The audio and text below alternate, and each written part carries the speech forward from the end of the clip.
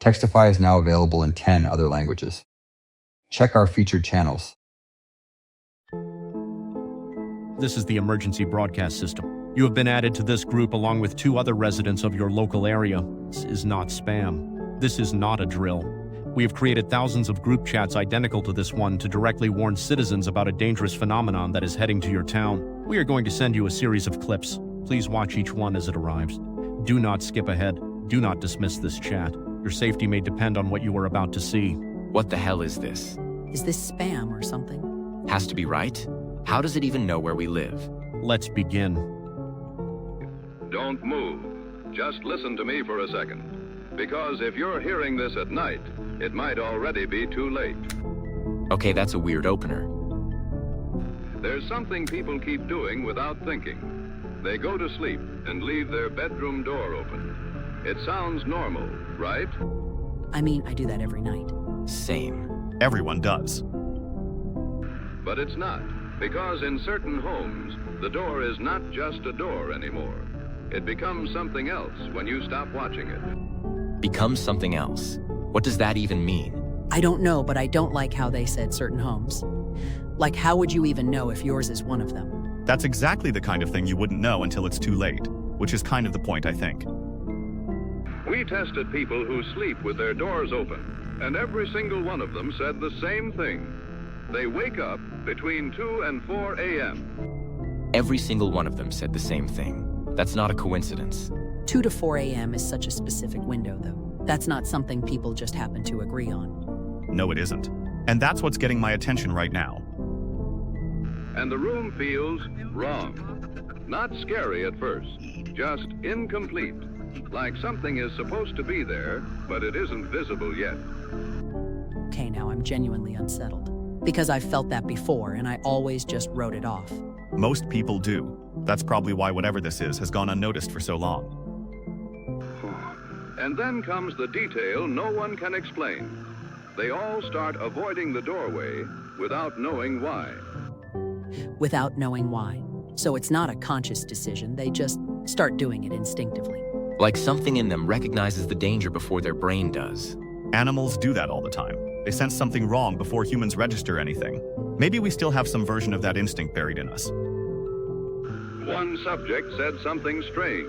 I didn't see anything, but I felt the door watching me. Doors don't watch. That's what we assume. That sentence is going to live in my head rent-free. It's the way they said that's what we assume that got me. Like they're very deliberately leaving that open. Because they are. They're not saying the door watches you. They're saying something uses the door. There's a difference. But what if something learns to use it? Every time you leave it open, you are giving it permission. And the worst part, it doesn't enter immediately. It doesn't enter immediately, so it just sits there, in the hallway, waiting. I've had my door open every single night for as long as I can remember.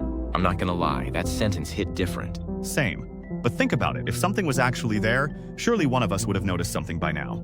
Would we, though? If it's just waiting and watching and not doing anything yet, how would you even know? It waits for you to get used to it. If you are in your room right now, check your door. But don't stare at it too long. Because once you notice it, it also notices you. I looked up from my phone to check mine the second I read that. I did too. Mine was open.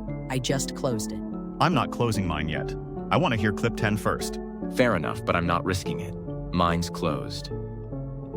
If you remember closing it, but it is open again, do not try to fix it. Do not walk toward it. Because at that point, it's no longer about the door. It's about what learned how to use it. Okay, that's the one that got me. If you remember closing it, but it's open again, that implies this has already happened to people. That's not a hypothetical. They're describing something that has actually occurred.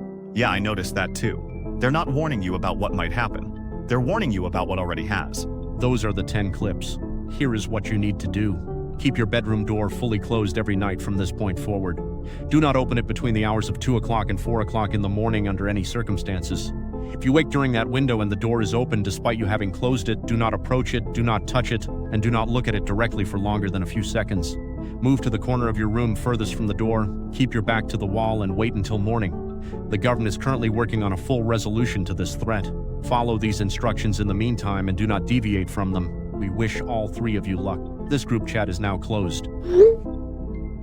Okay, that chat just closed, and I genuinely do not know what to do with myself right now. Same. I'm just sitting here staring at my phone. Yeah, that wasn't what I'd expected my evening to look like. Is anyone else's heart still going? Mine hasn't stopped since clip 7. I'm fine, but I'm also very aware of my door right now, which I've never once thought about in my entire life. Hold on. I'm checking something. Give me a second. What are you checking? The news. I want to know if anyone else got that chat, or if we're 3 people who just got specifically targeted for some reason. Oh God, I hadn't even thought about that. What if it was only us? It wasn't only us. I'd bet everything on that. Yeah, you'd win that bet. Look at this. That went out to the entire country simultaneously. Every single person who got it received it at the exact same moment we did. Thousands of group chats. That's what EBS said it made. And it actually meant it. So this is real. Like genuinely actually completely real. It is. There are people on here saying they got the exact same 10 clips in the exact same order. Word for word. Okay, so that settles it. Not a hoax, not a targeted prank, not some weird local thing. This is a nationwide warning about something that is apparently real and apparently heading our way. Which means we need to actually talk about what this thing is. Because right now all we know is that it uses open doors. And that is a deeply strange thing to know about a creature. It's the part I keep getting stuck on. Like, what does a door even mean to something like this? Why would it matter whether the door is open or closed? That's exactly the right question. And the answer, at least to me, is that this isn't biological. Nothing biological cares about a door. A bear doesn't stop at a closed door because it has cultural respect for the threshold. It just breaks the door down. So you think it's supernatural? I think it has to be. Because no animal or organism we know of operates on the logic this thing seems to operate on. It watches. It waits. It learns your habits. And then it uses an opening. That's not predator behavior, that's something else entirely. I actually think Danny's right. And I've been trying to figure out why the closed door would even stop it. Because physically speaking, a wooden door is nothing. If this thing can apparently teleport people or move through spaces in ways we don't understand, a few centimeters of wood shouldn't mean anything to it. So why does it work then? I think it's about the threshold itself. Not the door as an object, but what the doorway represents. Open, it's an invitation. Closed, it's a boundary. And whatever this thing is, it seems to operate within a system of permissions. Like it cannot cross into your space unless the space has been opened to it in some way. Which is incredibly old logic. Like older than almost any other folk belief that exists. The idea that something can only enter your home if invited or if the way is open to it. That's in virtually every culture on the planet. Vampires can't enter without invitation. Certain spirits are bound by doorways. Thresholds have always been treated as liminal in folklore. The space between what's yours and what isn't. And most folklore comes from somewhere. Most of it started as a warning that got passed down and distorted over generations. What if this thing, or something like it, has always existed? And all of those beliefs were people trying to describe an encounter with it in the language they had available. That is a really uncomfortable thought. I was hoping for something more like a weird animal that got out of a lab somewhere, that I could process. This I'm less sure about. A weird lab animal doesn't care about whether your door is open. Speaking of which, what does the news say about it? Has anyone actually seen it? Is there any footage? That's what I can't find. There are thousands of reports of people going missing, all from bedrooms, all overnight, all with no signs of struggle. But no footage, no descriptions, nothing. No eyewitness descriptions, which either means nobody who has actually seen it is talking, or nobody who has seen it is left. Yeah, I noticed that too. Okay, I think we all just need to take a breath. We have instructions. They are simple. Close the door, don't open it between 2 and 4 in the morning. And if it opens anyway, get to the corner and wait. That's it. We follow that and we monitor what happens over the next few days. Agreed. I'm not doing anything other than exactly what EBS said.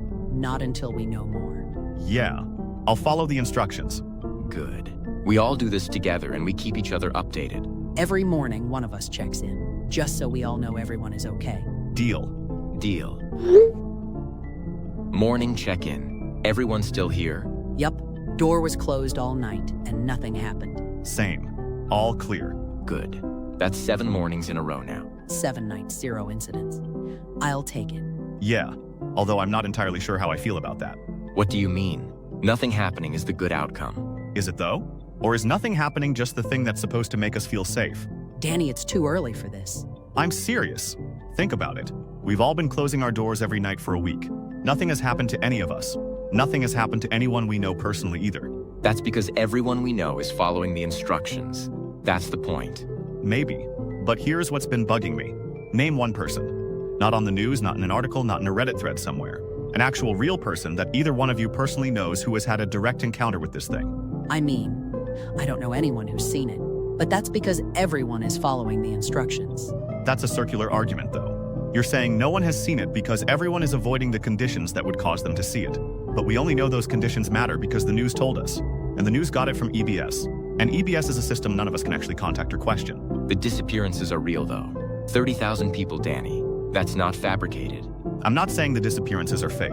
I'm saying we have no first-hand information about what caused them. Every piece of evidence we have is second-hand, filtered through news coverage that's filtering through official statements from a government agency that sent us an automated chat and then locked us out of it. I hear what you're saying. I genuinely do. But the risk of being wrong about this feels enormous. And the alternative is what? We just live like this indefinitely, never knowing if it's real, closing our doors every night until we're 80 years old because an automated system told us to one time? If it keeps us alive, then yes, actually. But what if it's not keeping us alive? What if the closed door was never the thing protecting us? What if we've all just been lucky or afraid or both? Danny, where is this going? I've made a decision. Oh no. Tonight I'm leaving my door open. No, you are not. I am. I'm gonna sit on my bed with my shotgun aimed directly at the doorway, and I'm gonna stare at it all night and see what happens. That is one of the most genuinely dangerous things I've ever heard you say. Danny, listen to me. I say this as someone who has known you for a long time. This is a terrible idea. Probably. Not probably, definitely. We have no idea what this thing is. We have no idea what it looks like, what it does, how fast it moves, whether a shotgun would even do anything to it. Have you not seen the goddamn news? There are no survivors. Not one person who has been taken has come back and told anyone what happened. That's not the profile of something you want to invite into your bedroom, Danny. I know what the news is saying, Jen, and I've read it. But no survivors coming forward is also consistent with a situation where nothing actually happened to them, or where the story is being managed. You think 30,000 missing people is being managed? I think I don't know, which is exactly my point. I don't know, and I can't know unless one of us actually puts it to the test. Then let someone else test it. There are 30,000 cases. Surely there's more information coming. Just wait another week. I've been waiting a week. Another week is just another week of nothing, Wilson. And I know myself. I am going to keep asking the same questions and getting more irritated at the lack of answers until I do something about it. So I'd rather just do it now and get it over with. You'd rather just do it now. You're talking about potentially provoking a supernatural entity in your own bedroom, like it's something you just want to get off your to-do list. When you put it like that, it sounds bad. It is bad. Danny, genuinely, please don't do this tonight. At least give it a few more days. They're still actively investigating. There might be an update soon. There might be, or there might not be. Wilson, I own a shotgun. I know how to use it. I'm going to be sitting up awake watching the door the entire time. I'm not going to sleep through it. I'm not going to leave myself undefended. If something comes through that doorway, I will know immediately and I will be ready for it. A shotgun? Against something that may or may not be supernatural. Has no recorded description. Has successfully taken 30,000 people from their bedrooms with zero signs of struggle. And you're going to meet it with a shotgun? It's better than nothing. It might also be exactly nothing, Danny. That's the whole problem. We really can't talk you out of this, can we? No, but I will update you throughout the night. Every hour at minimum, more often if anything changes. If something happens, you'll know about it in real time. That is not as comforting as you think it is. I know, but I'd rather you know than not know. And if something goes wrong? Then you'll have more first-hand information than anyone else in the country right now, which is something. Danny. I know, Jenny. I'll be careful. I looked at that for about 10 seconds and I felt sick. Please close your door tonight. I'll message you both at 9 o'clock sharp when I'm in position, and I'll keep going from there. Get some sleep if you can. I won't be sleeping tonight. I can tell you that much right now. Neither will I. Good. Then we'll all be awake together. Talk later. Okay. I'm in position. Danny. 9 o'clock on the dot. Doors wide open. Shotgun is up and aimed directly at the hallway. Danny, there's still time to close the door. There really isn't. I'm committed now. Hallway looks completely normal, by the way. Dark, quiet, nothing moving. That's good. Let's hope it stays that way. I'll check back in at 10 o'clock. We'll be here. 10 o'clock check-in. Nothing. Absolutely nothing. The hallway is the same as it was an hour ago. I haven't heard a single sound from anywhere in the house. That's reassuring. Maybe nothing will happen. Or maybe nothing will ever happen and this whole thing really is just a mass fear event. Don't start. I'm just saying. An hour in and the most dramatic thing that's occurred is my neighbor's cat doing something outside. Still nothing to report. Back at 11 o'clock. Still nothing. My arms are getting tired from holding the shotgun at this angle, to be honest. Maybe rest it on your knee. Already doing that. The hallway is dark and completely still. I've been staring at it for 2 hours now, and the most unsettling thing I can say about it is that it's just a hallway. How are you feeling? Fine. A little bored if I'm honest. Which is not the answer you were hoping for, I know. I'll take bored. Bored is wonderful. Genuinely though, Danny, even if nothing happens tonight, this doesn't prove anything. It could just mean it didn't come tonight. I know. But 2 clean nights in a row starts to look like data. 3 becomes a pattern. And at some point, absence of evidence is at least worth discussing. Just keep watching the door. Midnight check-in. Nothing to report. I made myself a coffee at 11:30 and brought it back. I know I probably shouldn't have left the room to make it, but I figured if something was going to happen, it would have by now. Danny, you left the room? Just to the kitchen. I was gone for maybe 3 minutes, and nothing happened. Please don't do that again. Relax. I'm back in position now. Coffee is good. Hallway is boring. Life goes on. You're starting to get comfortable, and that's the part that worries me. I mean, a little bit, yeah. It's been 3 hours, Jen. 3 hours of staring at an empty hallway in my own house. It's very hard to maintain a sense of existential dread for 3 uninterrupted hours when nothing is happening. Then let your guard down and find out what happens. I'm not letting my guard down. The gun is still up. I'm just also having a coffee. Check in at 1. Copy that. 1 o'clock. Nothing. Still absolutely nothing. I want to say something and I need you both to hear me out before you react. Oh no. I've been sitting here for 4 hours now. 4 hours of documented uninterrupted silence. Not a sound, not a movement, not a single thing out of the ordinary. And I'm starting to think this whole thing is manufactured. Danny. No, listen. Think about what a closed door actually does for a government. Practically speaking. Everyone in their homes, doors closed, isolated from their neighbors, not comparing notes in person, not gathering, not organizing. All getting their information from a single centralized source they cannot talk back to. That's a pretty significant leap from a creature that takes people from their bedrooms. Is it though? Because right now the main things keeping the public compliant are fear of an undefined threat and a set of instructions delivered by an automated system. No one has described this thing. No footage exists. No survivor accounts. Wait a goddamn second. There is a sound. From the hallway. It's like a chittering. I don't know how else to describe it. Danny, get in the corner. Close the door, get in the corner, do it now. I can't close it. It's too far away. I'd have to walk toward it to reach it. Then get in the corner and get away from the door. Danny, please. I can hear footsteps now. Loud ones. Coming down the hallway. Danny, get in the corner now. If the shotgun works, I'll message you. If it doesn't, don't do what I did. Wilson, what do we do? I don't know. I told him not to do it. We both did. Yeah, we did. That's not going to make me feel better, Wilson, in case you were about to say it. I wasn't going to say it. I'm looking at the news right now. I want to see if there's anything from last night. There will be. There always is. 30,000, all with open doors. All undisturbed. No blood. Exactly like every other case. No sign of a fight. The rooms are just empty. Danny had a shotgun, Wilson. He was awake. He was watching the door. And there's still nothing. What could it possibly be that a shotgun doesn't even slow it down and leaves no trace at all? I keep coming back to that too. Because even if you dismiss the supernatural angle entirely, a physical creature attacking a person in a room leaves evidence. Blood, damage, something broken, furniture move. These scenes have nothing. Like the people just cease to exist in the middle of the night. I'm going to try his door. His place is 20 minutes from me. Wilson, don't. Well, I can't just sit here. What if it's still there? What if you go over there and the same thing happens to you? It's daylight, Jen. Every single reported incident has happened at night. I'll go over, look through the window, and come straight back. And if the door is open? Then I'll know. Promise me you won't go inside. I promise. I'll message you when I get there. Are you seeing the overnight numbers? 32,000 as of an hour ago. The number keeps climbing. Forensics came back from the 6 new scenes processed last night, and the results are identical to every previous scene. No biological material left behind, no structural disturbance of any entry point being used in a conventional sense. In 2 of the cases, windows were bolted from the inside. The only variable in every single case is the open door. Did the military operation last night yield anything? Nothing. Absolutely nothing. They staged a bedroom in a residential building they had full control over. Set up a mounted gun on the bed frame, motion sensors on every surface, thermal imaging covering the full room. Ran it for an entire night with the door open. And the creature didn't come anywhere near it, not even close. Meanwhile, in the same city, 3 blocks away from the staged location, 2 more people vanished from their actual homes. it avoided the trap entirely. Without any indication that it even detected it, which is the part that concerns me most, because it rules out any model where the creature is simply responding to opportunity or stimulus. If it was just hunting open doors, it would have taken the bait. It didn't.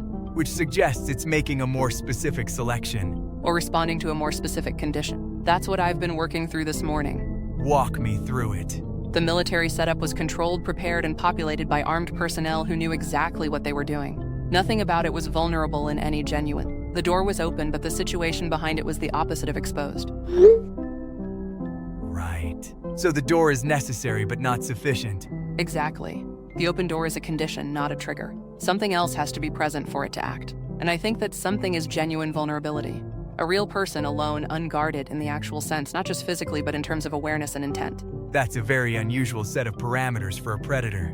It is. Which is why I keep coming back to a comparison that I know you're going to find strange. Try me. Bloody Mary. Go on. The mechanics of that folk ritual are very specific. It doesn't work in a crowded room. It doesn't work in daylight. It doesn't work if you're doing it as a performance for an audience. It only works when one person alone in a dark enclosed space with all the lights off makes themselves completely isolated and completely open to the encounter.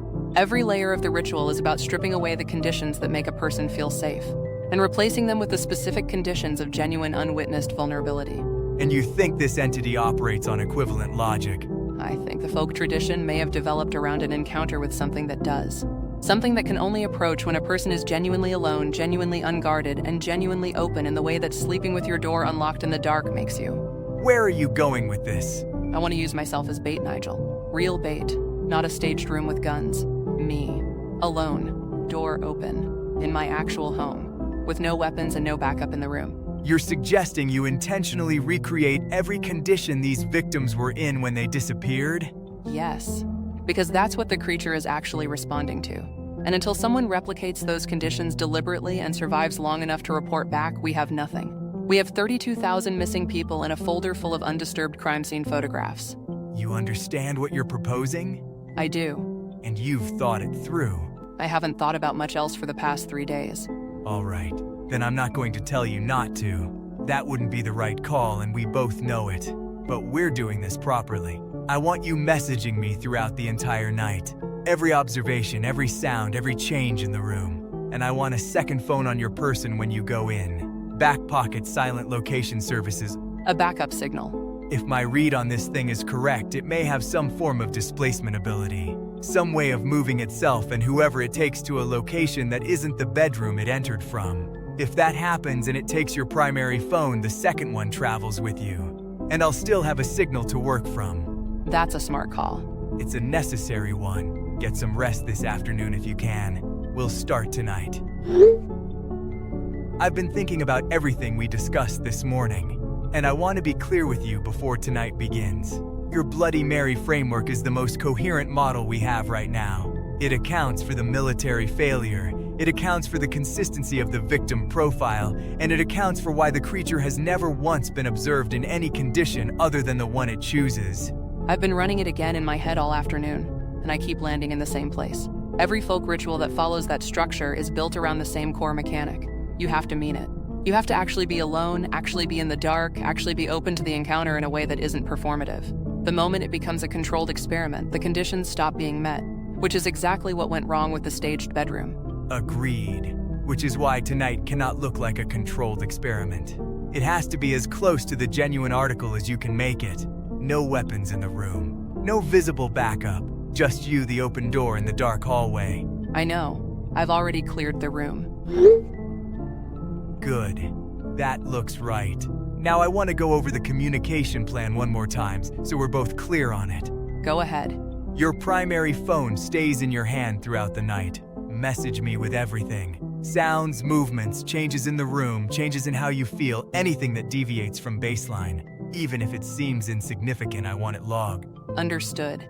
The second phone goes in your back pocket right now before you go in. Silent location service is active. You don't touch it, you don't reference it, you don't think about it. It's just there. Already in my pocket. Confirmed active. If the creature takes your primary phone, the secondary signal is what I'll be tracking. If you are moved to another location, that phone moves with you, and I will have a live coordinate the moment it surfaces. And if the secondary phone gets taken too? Then I go to Captain Morgan with the last known coordinates and we move on the location regardless. But I don't think that will happen. If the creature is taking people cleanly and leaving rooms undisturbed, it's not doing a systematic sweep of its captives for hidden devices. It's operating on assumption, and right now that assumption works in our favor. All right, then I think we're set. Carter, I mean this genuinely. What you're doing tonight is the bravest call anyone on this investigation has made. 32,000 people, Nigel. Someone had to. Message me when you're in position. Will do. In position. It's 10:47. Door is open. Lamp is off. Room is dark except for the phone screen. Hallway looks exactly like it should. Copy that. It's midnight. Nothing so far. The hallways is completely quiet. No sounds from outside either. The whole street feels very still. How are you feeling? Alert. Maybe more than I expected to be. There's something about sitting in a dark room and genuinely intending for this thing to come in that is very different from reading about it in a file. That's probably appropriate. Keep going. 1:30. Still nothing. But something has shifted in the last few minutes. I don't know how to quantify it. The room feels different. Not wrong exactly. Just heavier than it was. Don't move from your position. Keep messaging me exactly as things develop. The hallway looks the same, but I'm aware of it in a way I wasn't an hour ago. Like the quality of the dark out there has changed somehow. I know that doesn't make scientific sense. It makes the kind of sense we're dealing with tonight. Stay with it. I can hear something. Sounds like chittering? Like something small and fast but with weight behind it, coming from deep in the hallway. Carter, stay exactly where you are. Do not move toward the door. Do not close it. Just keep messaging. I'm staying, don't worry. The chittering is getting louder though, and now I can hear footsteps underneath it. Heavy ones. Coming down the hall slowly. It's at the doorway, I think. I can feel it without seeing it. I'm keeping the phone low. Wait. Nigel, it's in the room. Nigel, it's me. I'm okay. I'm using the second phone. Thank God. What happened? You were right. About all of it. The creature came through the door, it found the primary phone immediately. I don't know how. It didn't search me, it just seemed to know where it was and it crushed it. And then it grabbed me. And then I wasn't in my room anymore. Where are you now? Underground somewhere. The walls are brick. Old brick, dark, the kind you'd find in something that's been built for a long time. The ceiling is low. The corridor goes a long way in both directions and there are no doors, no visible exits. Are you hurt? No, I'm completely unharmed. And that's the strange part. Because there are others here. Dozens of them. All standing or sitting in the corridor. All wearing night clothes. Pajamas, dressing gowns, the things you'd wear to bed. None of them appear to be hurt either. Can you talk to them? I already have. I've spoken to 6 or 7 people nearest to me. None of them know where they are. None of them know how long they've been here. The ones who've been here longest seem to have lost track of time completely. Have you seen the creature since it brought you in? Yes, twice. It moves through the corridor at intervals. Each time it passes, it brings someone new, deposits them and leaves again. Nobody it passes has been harmed. It just moves through them like they're already categorized. Carter, I need you to stay on this line. I'm running the secondary signal now. Where is it placing me? I'm looking at it right now, and I need a moment before I tell you what I'm seeing, because I want to make absolutely sure the data is correct. Nigel, tell me. The signal is placing you directly beneath the White House, inside the zone designated for experimental government research. Carter, you're underneath us. Say that again. The coordinates are precise. You're directly below the White House experimental lab zone, which means whatever built this place built it there deliberately and has been operating underneath a classified government facility without detection. Or with it. Yes, or with it. Don't go quiet on me, Nigel. I need you thinking out loud right now. Because from where I'm standing in this corridor with these people, listening to that thing move back and forth in the dark, the implications of that location are the only thing I have to work with. I know. I'm here, and I'm not going anywhere. Nigel, I need to describe this thing to you while I still have the words for it. Because I've been trying to organize what I saw in the seconds before it grabbed me, and I don't want the details to blur. Tell me everything. It came through the doorway upright. That was the first thing that was wrong about it, because the way it moved suggested it was used to moving upright, like it was the natural position for it. But the body itself was not built for it. Not anymore. Describe the body. The torso is human, or it was at some point. You can still see the structure of it underneath. Shoulders, ribcage, the basic architecture of a person. But the limbs are wrong. There are too many of them, and they're jointed incorrectly. The arms split somewhere below the shoulder into multiple thinner appendages, each one ending in something that functions like a hand but moves independently of the others. And the legs are the same. Too many points of articulation. It moves like something that evolved to move across surfaces at angles a person never would. Like watching a spider that taught itself to walk upright but couldn't fully commit to the shape. The chittering sound. Was that from the limbs or from the body itself? The limbs. The smaller appendages move constantly, even when the larger ones are still. There's a fast, involuntary quality to it, like the movement is a byproduct of something neurological rather than intentional. Jesus. And the head. The head is the part I keep trying not to think about, because from the front it still looks enough like a face to register as one. And that registers before brain catches up to the rest of it. There are too many eyes, not distributed the way a spider's are. More like additional eyes have been added to a human face without removing the original ones, and none of them blink at the same time. No vocalizations. None. Just the chittering from the limbs and the footsteps. It came into the room, found the phone, removed it, and then grabbed me in a single continuous motion. There was no hesitation, no assessment, it just knew exactly what it was doing. Which tells me this isn't the first time it has done exactly this. Have any of the captives given you a clearer account of what it does when it cycles through? I've spoken to as many people near me as I can without drawing attention, and the accounts are consistent. It comes through the corridor at irregular intervals, never the same gap between appearances. Sometimes it brings someone new, sometimes it passes through without stopping. It doesn't communicate with the captives.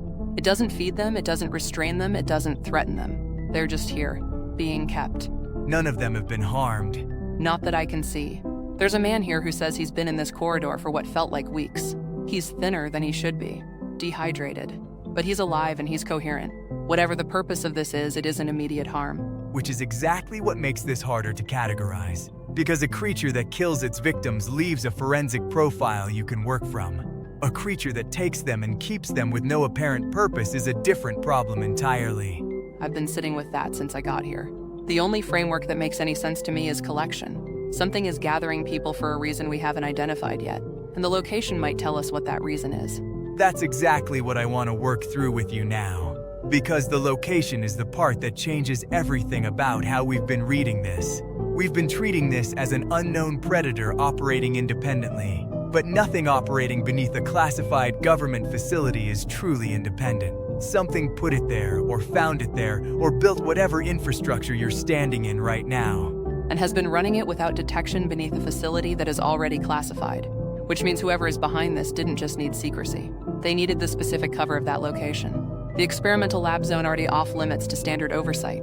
It's the one place in that building where unusual data, unusual power draws, unusual structural additions would never trigger a routine review. Agreed. But here's what doesn't fit. If a branch of the government created this creature and is using it to gather people, why send the EBS warning? A clean covert operation doesn't announce itself. It doesn't alert the population to close their doors. Because closed doors mean fewer victims. And fewer victims is directly against the apparent objective. I've been going round on that too. The only explanations I can construct are either that the EBS warning came from somewhere inside the operation that wanted it stopped. A dissenter, someone who built it or worked on it and couldn't live with what it was doing. Or the warning came from outside, from someone who found out and used the system they had access to. Someone used the emergency broadcast system specifically. That's not an easy system to access. Whoever sent that warning had either official clearance or had found a way around it. And they sent it in a way that would reach as many people as possible, as fast as possible, with no return address. Because they couldn't afford to be identified. Which suggests they knew exactly what they were warning against. And knew exactly what would happen to them if they were caught doing it.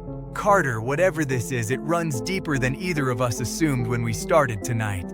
And I don't think we're going to be able to answer the EBS question from where either of us is standing right now. No, we're not. But we can answer the question of what's in this corridor, and we can get these people out, which is what matters right now. Agreed. I'm going to contact Captain Morgan. Special Forces, full unit. I'm going to give him the coordinates from your signal, and I'm going to request they move on the facility tonight. Do it fast. The creature's cycling intervals are irregular, and I can't predict them. It could come through again in 20 minutes or in 2 hours. There's no pattern I've been able to establish.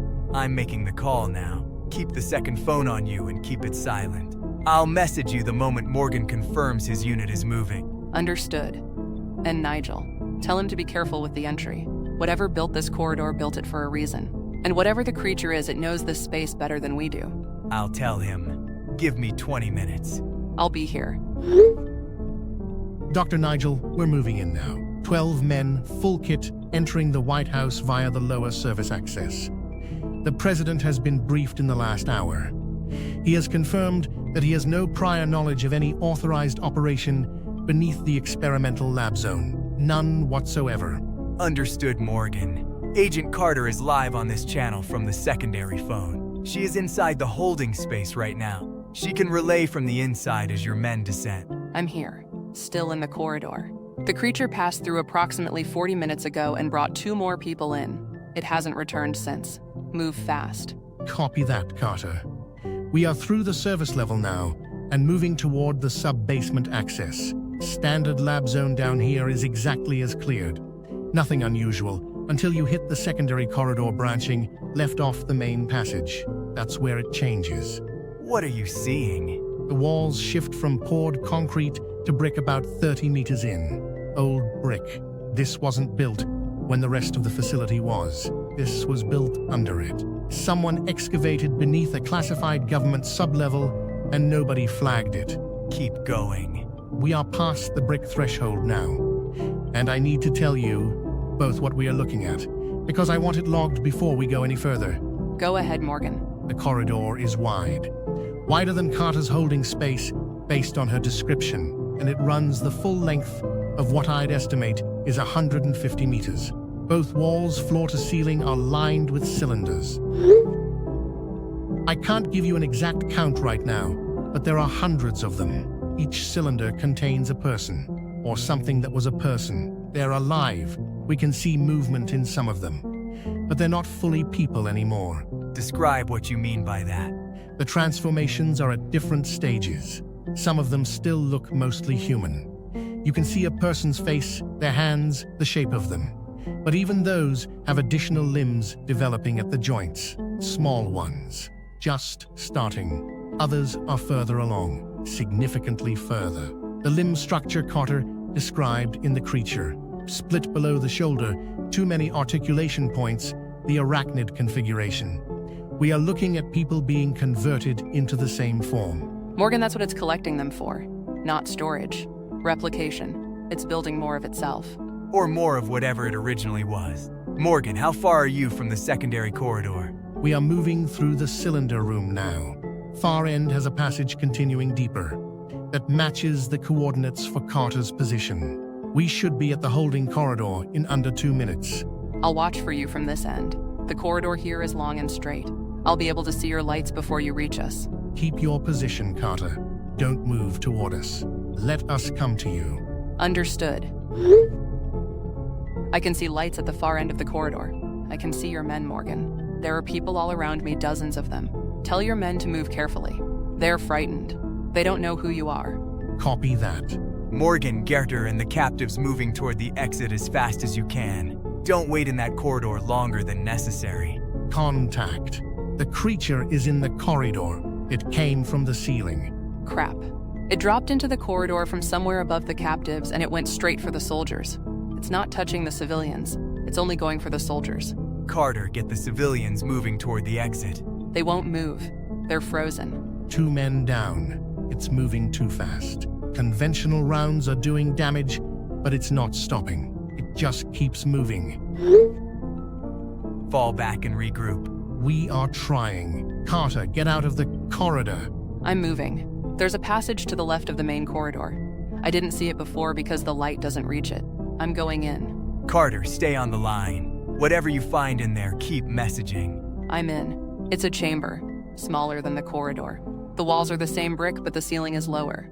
There are cables running along the floor, thick ones. They all go to the same place. What place? The center of the room. There's a stand. Metal looks like it was built carefully. Not quickly, not improvised. Purpose-built. And on it, A brain in a vat. If the creature has no visible nerve center of its own, if whoever built it separated the control system from the body because the process of transformation was too painful for the brain to endure while attached, then the brain isn't decorative. It's operational. It's the creature. Smash it. Still taking losses. 6 men down. We can't hold this position. Done. It's stopped. The creature is down. It just collapsed mid-movement. It's not moving at all. What did you do? There was a brain in a vat in the chamber off the left passage. I smashed it. It dropped the moment you did. Instantly, like a light going off. That was the creature, Morgan. Whatever was in that vat was the thing controlling the body. It separated its own brain from the form so it could survive the transformation. And it ran everything remotely from in here while the body did the work. And the body couldn't function without the signal. No, it couldn't.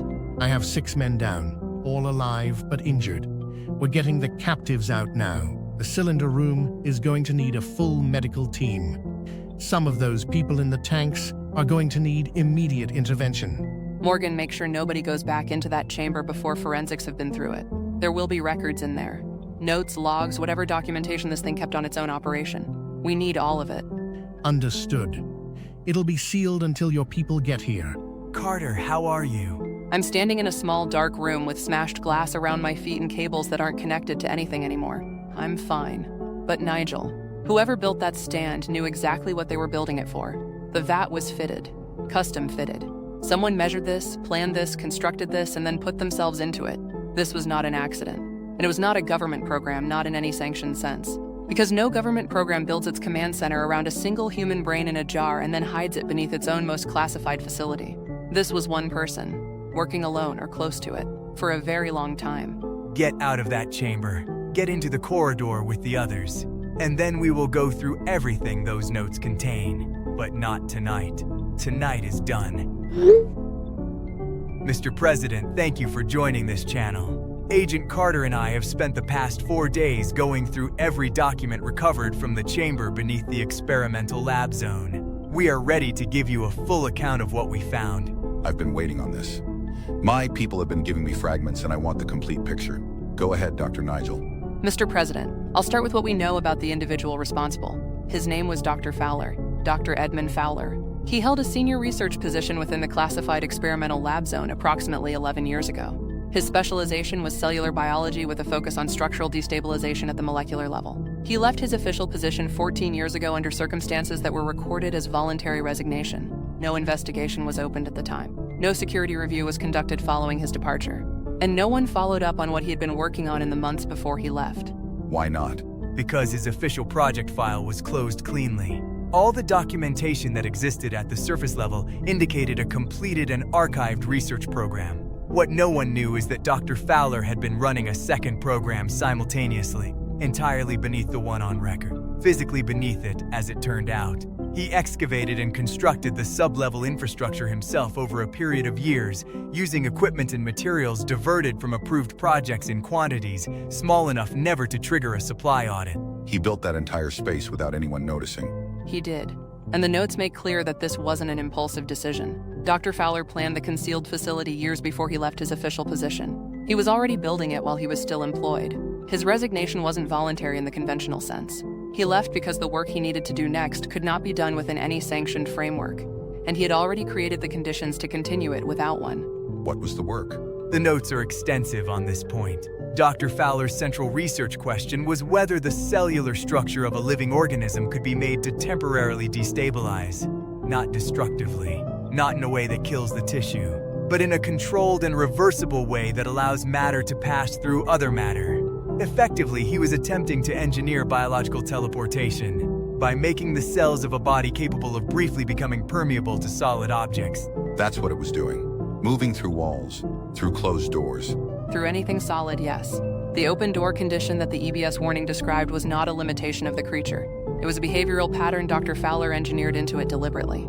The destabilization process is extremely energy intensive. The creature conserved it. An open doorway meant it could enter a room without triggering the cellular process at all. The closed doors it encountered it could pass through but chose not to when an open alternative existed. So the EBS advice actually worked, not because a door stops the creature, but because it preferred not to waste the energy. Correct. It made the creatures likely to select a given location. Not impossible to enter. Less likely. Which means every person who followed the EBS instructions and was not taken was protected by a margin of probability, not an absolute barrier. That's an uncomfortable distinction. Yes, it is. Tell me about the transformation, the people in the cylinders. What was Dr. Fowler actually doing to them? The medical team's assessment of the subjects recovered from the cylinders aligns precisely with what the notes describe. Dr. Fowler was attempting to replicate his own process across a large number of subjects. His goal, stated explicitly in the notes and with very little concealment of intent, was to create what he called a legion. Hundreds of individuals transformed into the same arachnid hybrid form as the creature, each one capable of the same cellular destabilization, each one under direct telepathic control via the preservation vat. The notes describe the vat at length. Dr. Fowler performed the cranial separation procedure on himself. He surgically removed his own brain and placed it in the preservation system he had spent years designing. The notes explain his reasoning very clearly. The cellular destabilization process, when the brain remains physically connected to the body undergoing it, produces a level of neurological pain that no conscious mind can endure and remain functional. He had already attempted the transformation with his brain attached. Once. The notes from that attempt are very brief and then stop entirely for approximately 6 weeks. When they resume, the decision to separate had already been made. He did that to himself? He did, and the notes indicate he considered it a purely practical decision. There is no distress in the language around it. He describes it the same way he describes adjusting his equipment calibration, which is perhaps the most disturbing element of the documentation as a whole. The subjects in the cylinders were people the creature collected specifically for the program. Dr. Fowler needed test subjects whose transformation he could monitor continuously. The holding corridor served as a staging area. People brought in were assessed and either moved into the cylinder room to begin conversion or held in the corridor pending assessment. The ones we found in the corridor had not yet been processed. The ones in the cylinders had. What is the medical prognosis for the people in the cylinders? The medical team believes the transformation process is reversible in subjects where it had not yet reached a critical threshold. Approximately 60% of those recovered fall into that category. The remaining 40% are at stages where the team is still assessing what intervention is possible. It is too early to give a definitive number. I want daily updates on that. Every single one of those people is a priority, and Dr. Fowler himself. The brain in the vat ceased all activity the moment the vat was destroyed. Dr. Fowler is dead. There is nothing recoverable. And the creature's body? Collapsed completely. Our team has it in containment for study. But without the controlling signal, it's inert. It's just tissue at this point. All right. Then let me say this. What you two have done in the past week, what you've personally done, Agent Carter, is something I intend to acknowledge formally and completely. You walked into that room alone to get answers that no one else could get. And because of that, this is over. I am authorizing a full governmental investigation into how Dr. Fowler was able to operate beneath a classified facility for over a decade without detection. Every layer of oversight that failed will be identified, and I will have answers. This will not happen again. Thank you, Mr. President. I appreciate that. But there is one element of this that the investigation will need to account for, and it's the one we cannot currently explain. Go ahead. The EBS warning. We have now read every document, every note, every log recovered from that chamber. Dr. Fowler's are meticulous. He documented everything. Equipment costs, subject numbering, procedural timelines, his own surgical preparation. Everything.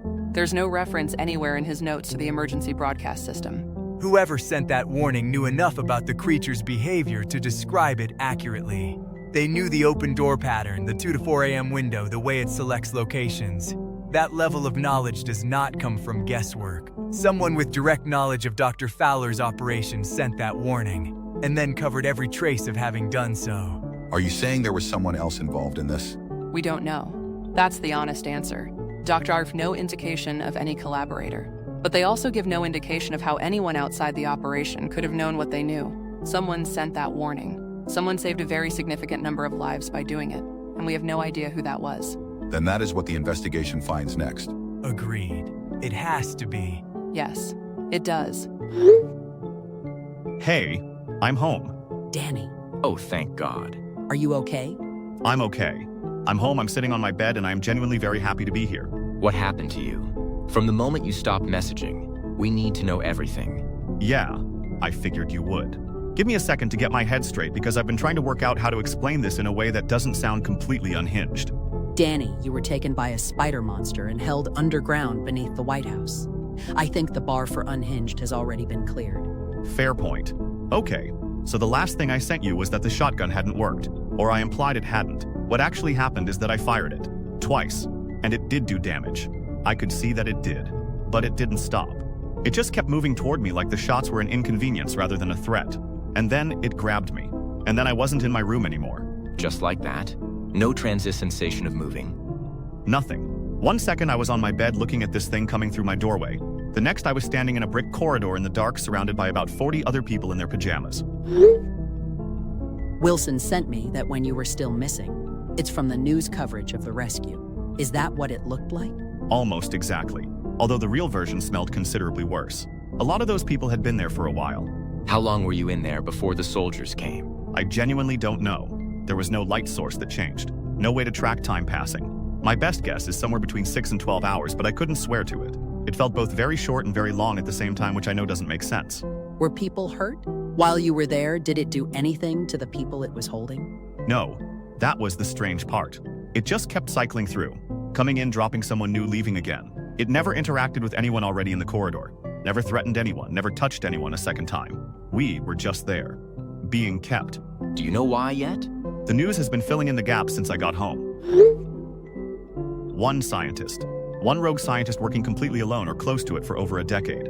Built the whole thing in secret directly beneath the government's most classified research zone. And nobody noticed. The government didn't know. The president apparently had zero idea any of it existed. Dr. Fowler resigned from his official position years ago and just continued the work on his own underneath everyone. The creature, that whole underground space, the people in the cylinders, all of it. One person. The cylinders. I've been reading about those. He was converting people into more of them. That was the plan. Yeah, which is why he was collecting everyone from the corridor. We were being assessed before being processed. I don't know how far down the list I was. And I'm very glad the soldiers showed up before I found out. Danny. I know. I'm glad you're home, and I mean that genuinely and completely. And I am also so incredibly angry at you. I know, Jen. You could have been put in one of those cylinders. You could have been one of the ones they're saying might not fully reverse. Because you decided you needed to personally verify a government warning with your shotgun. You're right. I was an idiot. A complete idiot. And I'm not going to pretend otherwise because there's no version of this where I made a reasonable call. No, there really isn't. For what it's worth, I'm just glad you're back. Genuinely. But Jen is not wrong. I know she isn't. I know. Can I bring something up? Something that's been sitting with me since the news started explaining how the creature actually worked. Go ahead. The door. It didn't actually mean anything, did it? Not in the way we thought. Yeah, I've been sitting with that too. Because we spent a week treating a closed bedroom door like it was some kind of supernatural ward. Like there was a genuine metaphysical boundary being enforced. And the reality is that Dr. Fowler's creature could pass through any solid surface it wanted to. It just preferred not to because of the energy cost. The open door was a convenience for it, not a condition. Which means every single one of us who followed the EBS instructions and wasn't taken was protected by nothing more than probability. The creature just happened to find easier targets elsewhere, or chose them. There was no barrier. There was never a barrier. So then who sent the EBS warning? Because it clearly wasn't Dr. Fowler. Why would he tell people to close their doors if closed doors were just a minor inconvenience for him? That's the part the news hasn't been able to explain. Nobody knows. The government is investigating, but there's nothing in Dr. Fowler's records that accounts for it. He studied folk beliefs around doors and threshold. That much is apparently in his notes, so he knew that framework existed. And someone used that same framework for the warning, which is either a coincidence, or whoever sent the warning knew about Dr. Fowler's research specifically, and used the folk belief angle because it was the most credible way to get people to comply with instructions that technically did reduce their risk, even if the mechanism behind it was completely different from what the warning implied. I think I've made peace with the fact that I will be closing my door every night for the rest of my life. Not because it stops anything. Not because there's a creature using doorways as a permission structure. Just because the version of me that doesn't close it feels like a version of me that isn't paying attention. And I'd rather be the version that is. Yeah, I think I'm there too. Which is a strange place to land after everything we've just been through. We started this knowing nothing about what was actually out there. And we ended it knowing everything about what was actually out there. And somehow the conclusion is still the same. Close the door. Good night, you two. I mean it. Good night, Jen. Night. And Danny? Yeah? Don't ever do that again.